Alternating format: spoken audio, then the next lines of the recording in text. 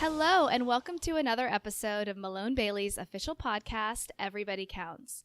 Thanks for tuning in. I'm Caroline Rosen, and I'm from the marketing department here at Malone Bailey. Just a quick overview of our podcast, Everybody Counts.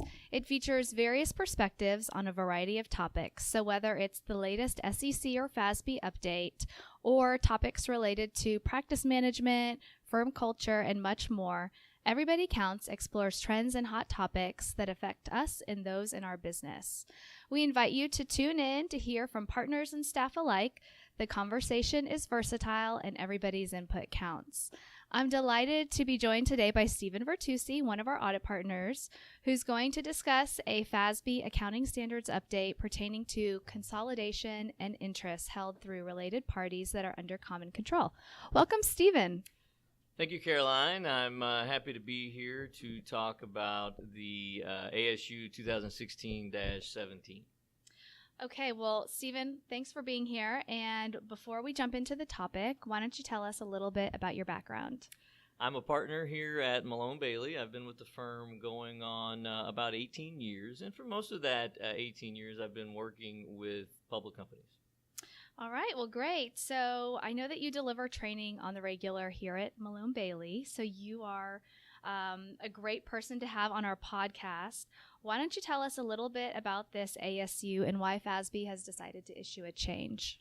Well, the ASU did not change the characteristics of a primary beneficiary. And so for the audience that is familiar with VIEs, they might remember that there are two things you are attempting to evaluate when it comes to the primary beneficiary. One is the power to direct the activities of the VIE, and the other is the obligation to absorb losses of the VIE. And so the amendment doesn't change those two things, but it does add in some interim steps. So if a reporting entity satisfies the first characteristic of a primary beneficiary, the power to direct the activities of the VIE, then the amendment requires that the reporting entity, in determining whether it satisfies the second characteristic of a primary beneficiary, which was the obligation to absorb losses of the VIE, it would include all of its direct variable interest in the VIE and, on a proportionate basis, its indirect variable interest in the VIE held through related parties, including the related parties that are under common control with the reporting entity. And so a single decision maker is now required to include those interests on a proportionate basis consistent with indirect interests held through other related parties.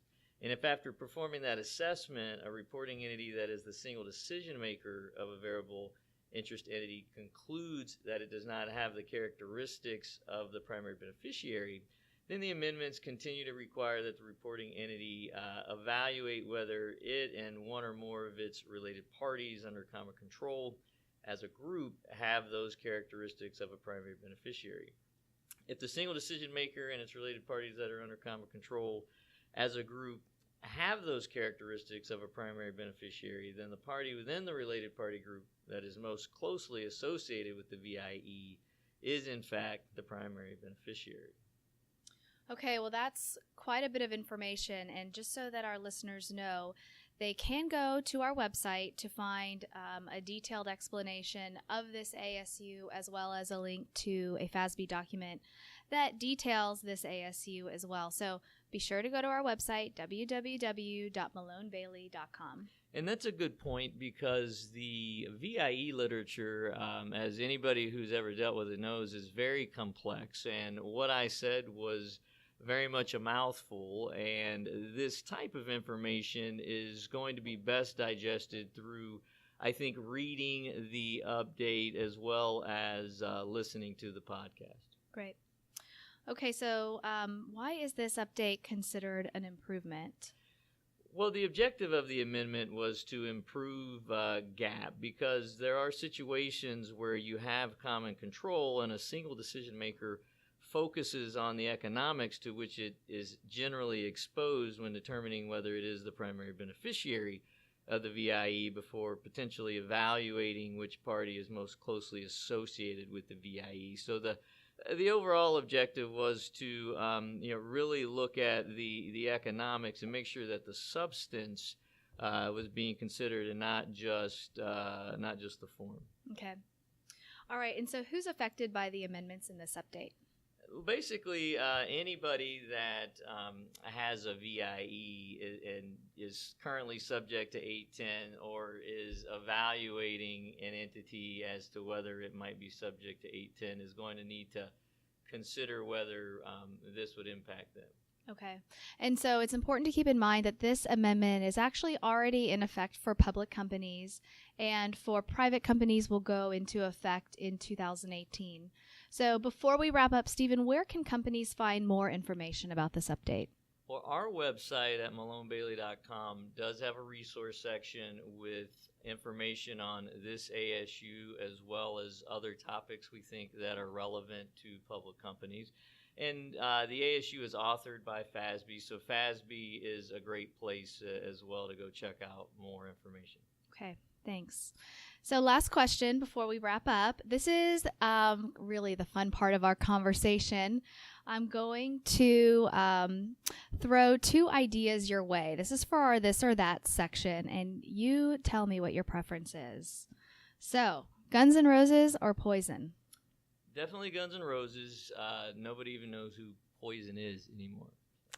Okay, all right. Sorry, Bret Are you an Hart. Axl fan?